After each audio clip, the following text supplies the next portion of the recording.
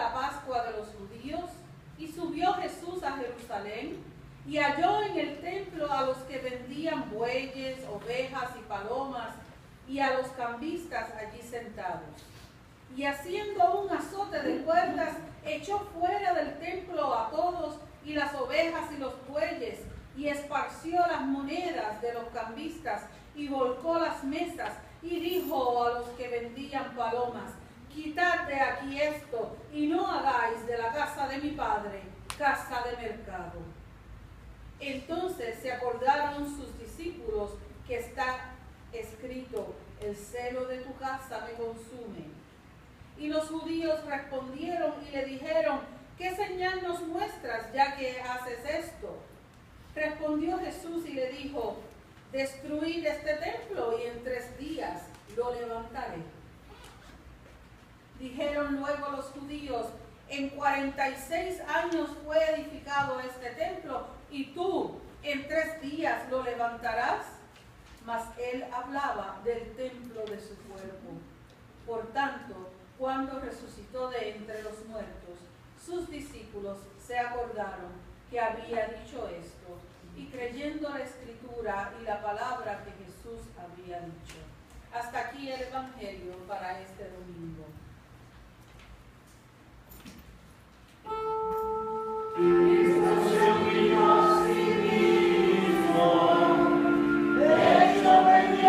Hasta la muerte y muere. Pueden tomar asiento, hermanos. Hay personas que utilizan esta porción bíblica de las Escrituras como justificación de la violencia que usan en contra de otros. Sin embargo, y cuando ciertamente este es el acto de violencia en el comportamiento de Jesús durante su vida y ministerio, este sucede como resultado de la defensa del templo, de la casa de Dios. Por lo tanto, vemos otra manifestación, no de abuso, sino de autoridad de Jesús. Vea, hermano y hermana, que este evento ocurre cuando Jerusalén está lleno de personas, de aquellos judíos que viajaban grandes distancias para la celebración de la Pascua, como de aquellos judíos que estaban más cerca y que vivían allí. Por lo tanto, Jerusalén estaba lleno. Y como parte de la festividad, el judío habría de ofrendar en sacrificio por sus pecados. Una oveja, una paloma, lo que sea, ¿verdad? Esta era una gran oportunidad para los mercaderes y para los líderes religiosos que hacían negocios con la usura por la venta de animales y cambio de moneda. También debemos de saber que estas transacciones se hacían en los atrios alrededor del templo. No que sea un factor que justifique o que sea menos importante. Pero lo más importante era que todo esto era hecho en nombre de Dios. Y por lo tanto, el templo entero era desacrado.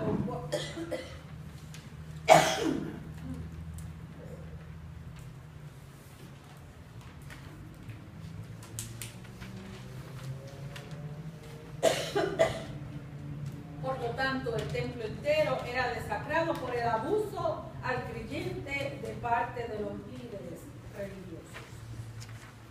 Líderes como Anás, como Caifás y otros sacerdotes exigían que los animales fueran sin mancha alguna.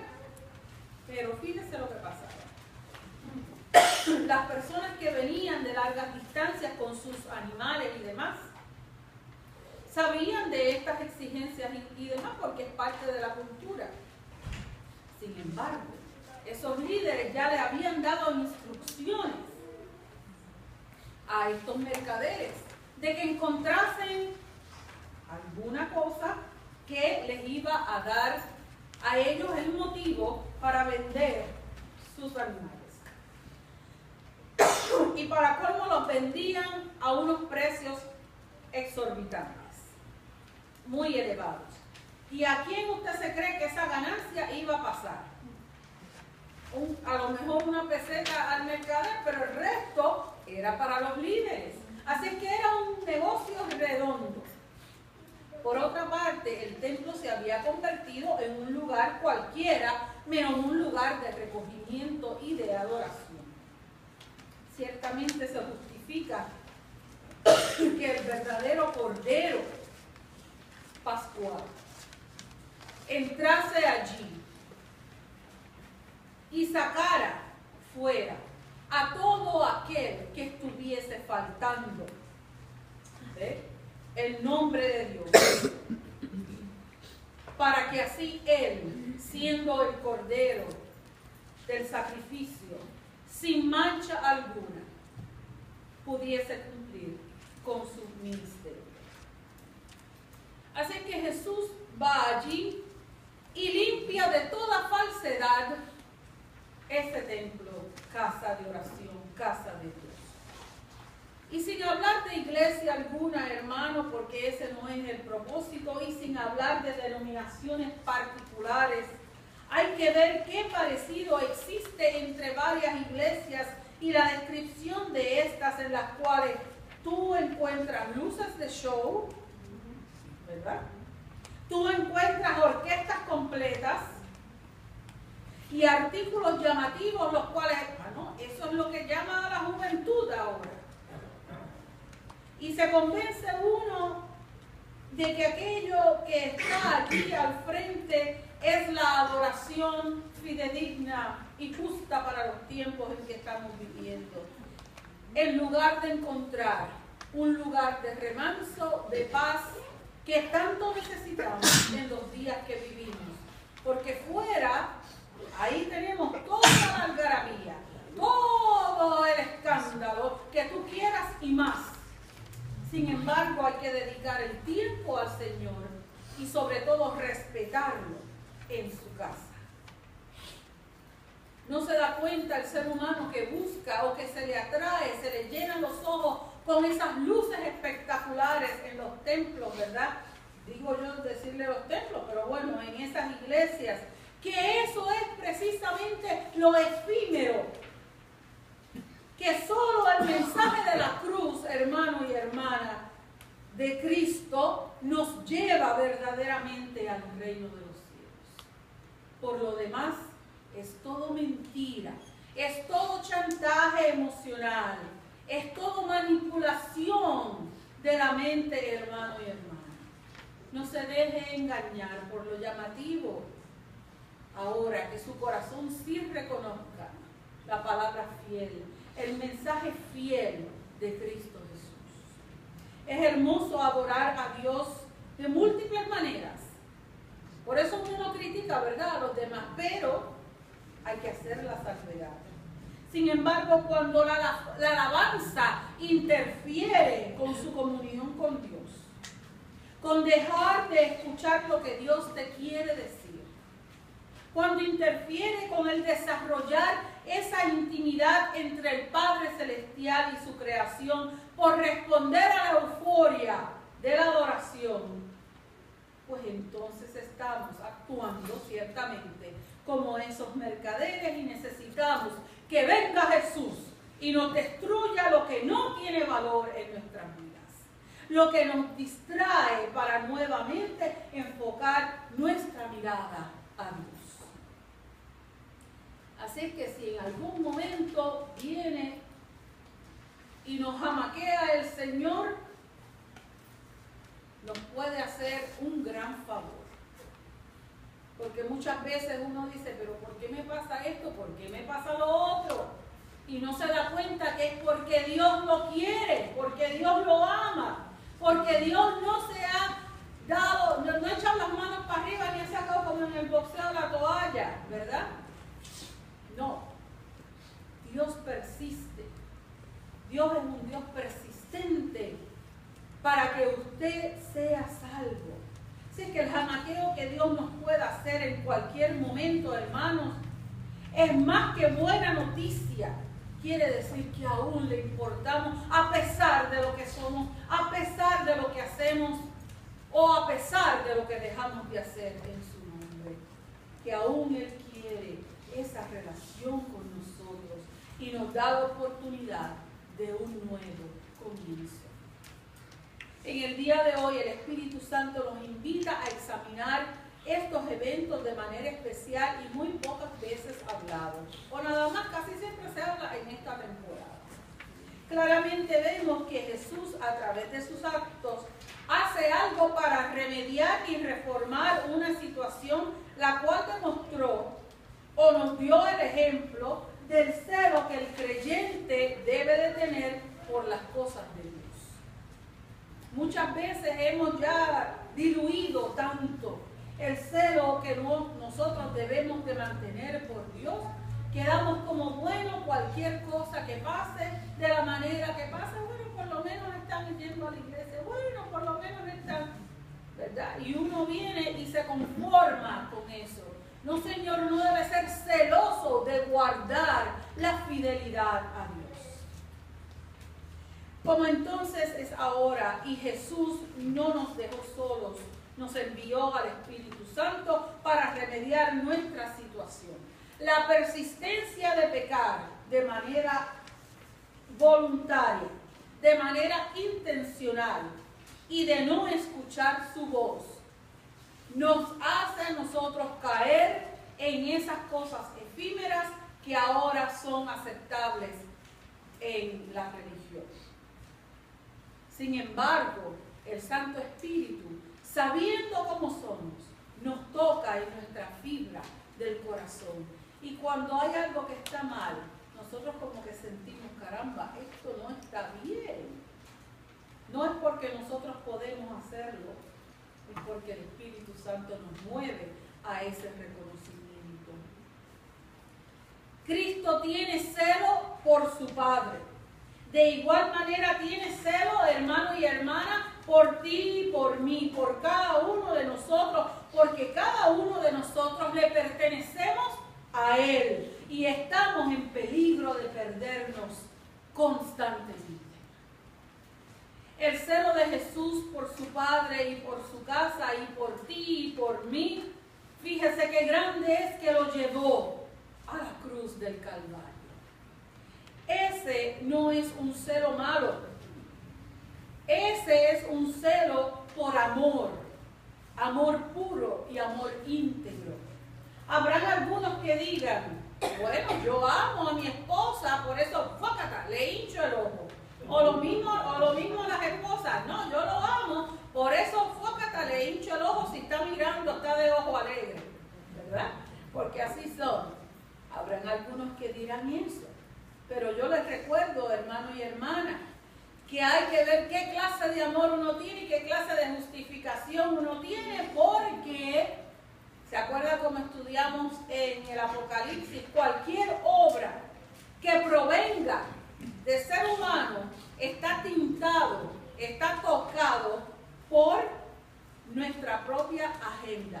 Sin embargo, si cualquier cosa que hace Dios está justificada porque Dios es bueno, porque Dios no obra con maldad, Dios no obra con egoísmo en su corazón, a diferencia de nosotros, ¿no? Que mi marido no esté mirando para allá porque es mío. ¿Usted entiende lo que te quiero decir? Y entonces justificamos la posesión. No, Señor, usted le pertenece a Cristo Jesús. Y Cristo da libertad al creyente. Esa es una gran diferencia. Así es que hay diferentes tipos de celos, hermanos. No caiga en el celo malsano, sino que caiga en el celo que sea para llevarte por el camino del bien, para buscar la paz, para buscar la armonía, mas no para buscar conflicto ni pelea. Hay muchas personas que viven en pelea continua en el mismo seno del hogar. No, quiérase usted primero, hermano y hermana. No permita eso. Tenga celo por usted, Tenga celo por Dios, tenga celo por usted, porque usted es administrador de este cuerpo, de esta vida que el Señor le ha regalado, hermano y hermana. Y de ahí, entonces, siga adelante. Así que ya vimos lo que Jesús hizo por defender algo sagrado como la casa de su Padre. La pregunta es, ¿qué estás dispuesto a hacer tú por la casa de Dios? Y fíjese, hermano y hermana, esto no se circunscribe a solamente un templo, sino al mundo y a su creación. ¿Qué estás dispuesto a hacer por eso? Porque muchas veces nos quedamos concentrados en lo que nos toca directamente a nosotros. Y ahí perdemos la esencia verdaderamente. Porque como creyentes y como cristianos, como discípulos del Señor, tenemos que entender que el mensaje no se queda aquí adentro, tiene que tocar al prójimo. Si no toca al prójimo, estamos defalcando al Señor. Los hechos hablan por sí solos, hermano. La gran mayoría no hace nada. La gran mayoría se hace de la vista larga, se encoge de hombros. Como no es conmigo, no me meto. Ciertamente, mejor déjame no tener problemas. Yo me acuerdo que en algún momento me dijeron que en Nueva York, los que han vivido en Nueva York, que si se cae alguien y tú vienes y lo recoges, a ti es que te van a demandar. Entonces, ¿qué estamos haciendo? ¿Cuál es el mensaje que estamos dando? ¿O ayudamos o no ayudamos? Voy a ver eso como un ejemplo. Pero si nos quedamos en ese encoger de brazos, tremendos hijos de Dios que somos, sin responder, si respondemos de esa manera. Nuestra respuesta es medida según el amor que tenemos a Dios. Hay algunos que miden la respuesta así de chiquito, ¿no? Yo quiero a Dios, sí, pero no me voy a sacrificar así nada más. Mientras que hay otros que lo hacen de gran manera, sin mirar que tengo que salir de mi comodidad, salgo de mi comodidad, para ir a ministrarle a aquel que necesita. Así que algunos lo hacen de gran manera, otros lo hacen de manera limitada. Pero el que sí amaba, y no de una manera limitada, sino ilimitada en su amor, era Jesús. Jesús amaba de manera ilimitada, infinitamente al Padre. Mas, sin embargo, el ser humano, el creyente, da a medidas, a cuentagotas, como podemos decir. Dependiendo de cómo me siento. Me siento bien, doy un poquito. Me siento mal, no voy a dar más nada. Alguien me insultó en la iglesia, me voy de la iglesia. El coraje lo sacamos y lo revelamos ante Dios. Y entonces pecamos de esa manera, hermano. Nuestro mundo condiciona la respuesta a Dios de defender a su mundo, a su creación, al prójimo y a uno mismo, de defender su palabra, de defender sus preceptos, sus enseñanzas, su verdad, que absolutamente está basada en amor. El cristiano tiene que ser una persona tanto íntegra como, dice el americano, bold, que tiene que ser, ¿cómo te digo eso en español? Una persona que tenga temple, que tenga fuerza, que tenga esa autoridad que te ha dado el Padre Celestial para echar para adelante su mensaje, sin miedo. El carácter, muy bien, hermano, un carácter de autoridad con amor. Ahí es que se crea el balance. De otra manera, porque eso lo estamos haciendo personal. ¿Okay? Hoy siguen habiendo mercaderes en el mundo, desacrando su nombre, tergiversando su palabra, tergiversando su obra, tomando el nombre de Dios en vano para acomodar o para justificar sus acciones, sus creencias, sus dogmas propios. Me concentro ahora, sin embargo, en el último versículo de este evangelio, porque precisamente se explica a qué templo se refiere Jesús. Jesús se está refiriendo a su cuerpo. Jesús ciertamente sabía que años después ese templo, esa estructura iba a ser destruida. Pero Jesús está hablando de su cuerpo, que sería destruido con su muerte, ya habiendo sido profanado con su pasión, con su sufrimiento, por el abuso, por el abandono, por los golpes. Sin embargo, ese templo 3 días luego de eso sería resucitado, sería levantado, sería hecho nuevo. Y Jesús así lo sabía porque creía en las promesas del Padre. Porque sabía que Dios no lo había dejado solo. Que a pesar del tiempo más oscuro en su vida, de saber el dolor que iba a pasar y el sacrificio, sabía que era necesario.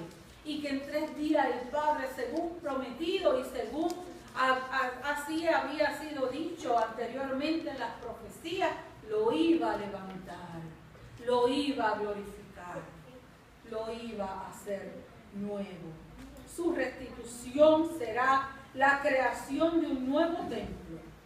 Su cuerpo va a ser glorificado, el cual no será nunca más abusado, mas sí será siempre y para siempre una Pascua, hermanos, una alegría, saber que Dios levantó a su Hijo, levantó al Cristo, vació esa tumba, y con esa tumba vacía y con esa cruz vacía, ya que el cuerpo de Jesús no yacía ahí, usted y yo también seremos levantados, seremos hechos nuevos, nuestros corazones serán limpiados, seremos nuevamente de acuerdo con lo que Dios hizo al principio de su creación, con esa idea de pertenecerle a Él y de Él pertenecernos a nosotros, de que nada ni nadie empañe esa relación íntima con Él, para así poder adorarlo eternamente, su bendito, su dulce y santo nombre de Cristo Jesús. Y así nos ayude Dios. Amén. Que la paz que sobrepasa todo entendimiento abra nuestras mentes y todo nuestro corazón a Cristo Jesús, Señor nuestro.